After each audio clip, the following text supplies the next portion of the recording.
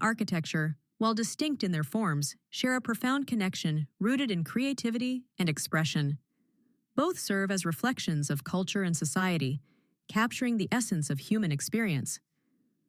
Art, often seen in paintings and sculptures, evokes emotions and challenges perceptions, while architecture manifests in the structures that shape our environments, influencing how we interact with space. The similarities lie in their foundational principles. Both require vision, skill, and an understanding of materials. They can inspire and provoke thought, transforming ordinary spaces into extraordinary experiences. However, their differences are equally significant. Art often exists for contemplation, while architecture serves functional purposes, providing shelter and facilitating community interaction. Moreover, both have lasting effects on humans and the environment.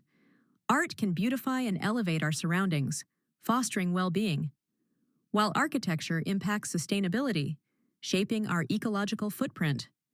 Ultimately, together they create a harmonious dialogue that enriches our lives and our planet.